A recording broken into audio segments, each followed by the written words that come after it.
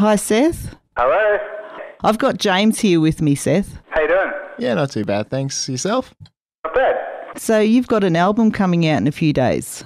Yep, yeah, I do. In 4 days it's coming out. Have you been working on that for 2 years? Well, I mean, technically 4 years. Oh, wow, that's quite a project. It wasn't really 4 years. I mean, it was 4 years kind of part-time. You've just released a single off of it. Is that what we can expect for the whole album? Pretty indicative of the sound. I think it's kind of a continuation from the EP in many ways. It's the album that the EP was going to be, if that makes sense. We were working on a full-length album back in 2009, and we ended up just going with an EP rather than the full-length, and this was what that was going to be. So that's where Waitress song came from then? That's right, yeah. Well, I mean, the Waitress song is the culprit that's responsible for the album turning into an EP, because we kind of just, that kind of kicked off, and we didn't expect it at all, and we just had to get something out, you know. And that song actually has done really well for you, hasn't it? Fantastic, yeah. What waitress in what cafe inspired that? Waitress in a cafe in Carlton, near where I live. So you saw her regularly then? I saw her regularly, yeah. Does she know it's about her? No, after I wrote the song, I didn't go back in because I felt guilty for some reason. and then when I finally manned up enough, I went in, she'd quit a few days before. You're from Melbourne. Have you always been a Melbourne boy, born and bred? No, I kind of grew up down near the beach in Sorrento, which is about an hour and a bit drive out of Melbourne. And then when I was about 21, I just went. A friend was going up to Melbourne for the weekend, and I just jumped in their car and went up and just threw myself in it. Crashed on friends' couches for about 6 months and got myself a job. I just had to get out of the little town that I was in, you know. Hard, especially because I wanted to be a rapper, so it's where I grew up. If you weren't a cover band, you didn't really get a look in at the local pubs or the RSLs. I was just going to ask if you always knew you wanted to be a rapper or if you just fell into it. Well, I mean, a bit of both.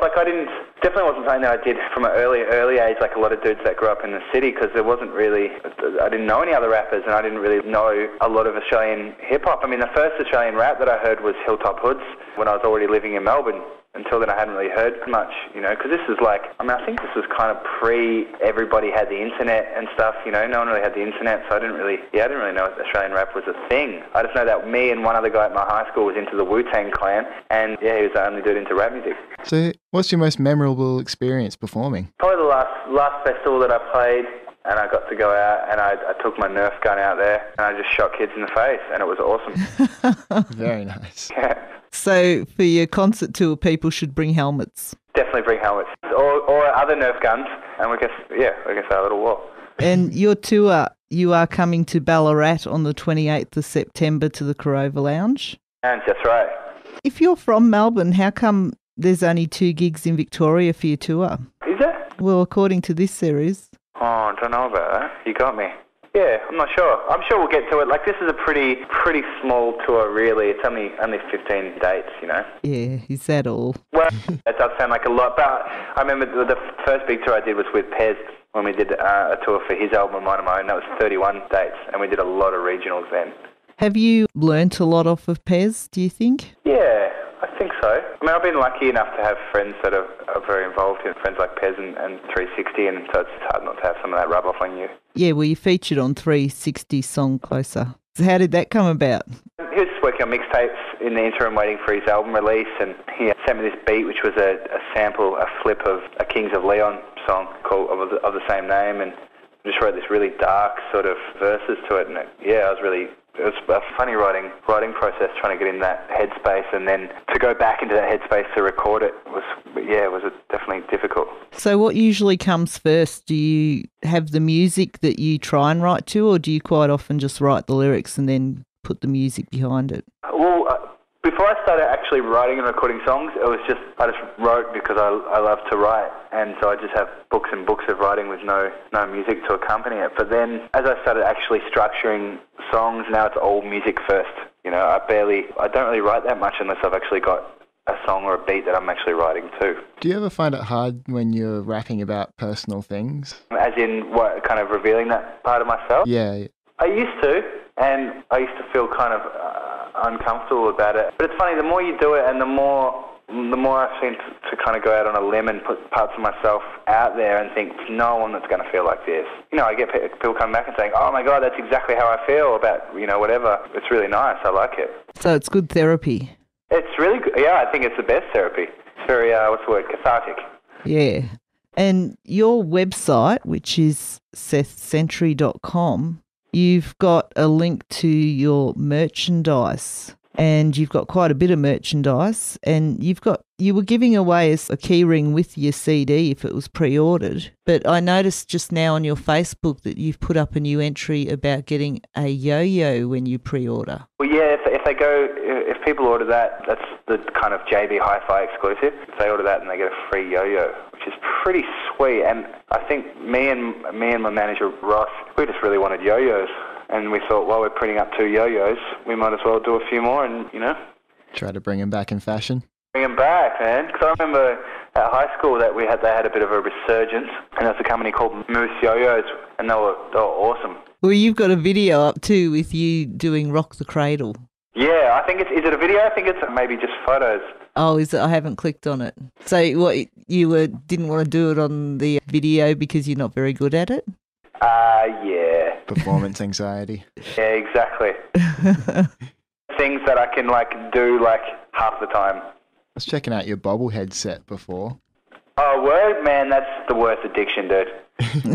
Yeah, I bought one bobblehead. I went to Comic Con, which is the nerdiest thing I've ever done, and they had these bobbleheads there. I bought one, and from there, once I get a taste of something, I just get so addicted to it. Do you have a bobblehead from everywhere you've been?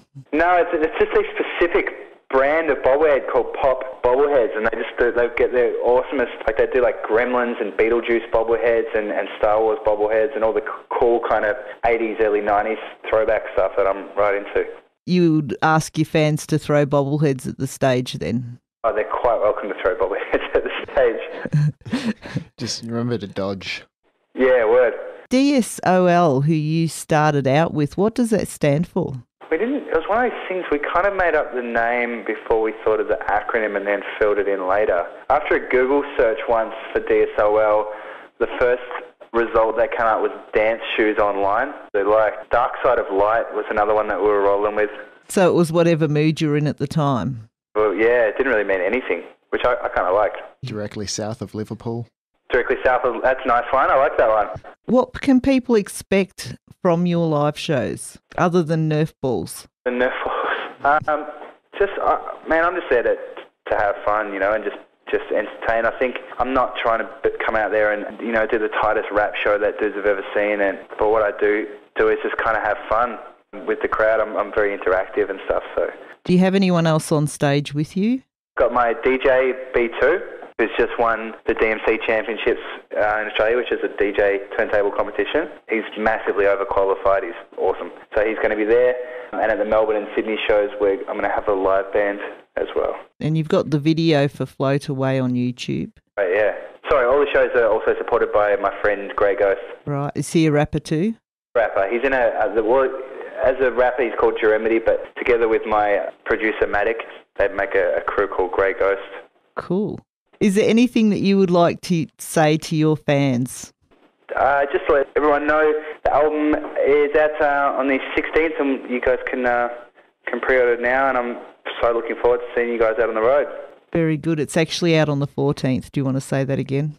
Forget about what the other Seth said. It's released on the 14th, the album. You can pre-order now from sethsentry.com. Get yourself a yo-yo. And I'll see you guys on from the 20th onwards for the album tour. Yeah, and the 28th of September at the Crover Lounge in Ballarat. I can't wait. And the 29th at the Corner in Melbourne if they miss the first show. Grand final night. Is it? Well, I'm sure you'll have more people than the grand final will. I doubt that. It'd be nice though, wouldn't it? From the stadium, so maybe I can lure them across somehow. Get the PA going outside and try to pull them across the road. Yeah. Maybe one day you'll get asked to perform at the grand final. That would be a dream come true. Thank you very much for your time today. Welcome. Cheers, guys. Yeah, look forward to hearing more from you and possibly seeing you in September. Thank you. Thanks. Bye. See ya.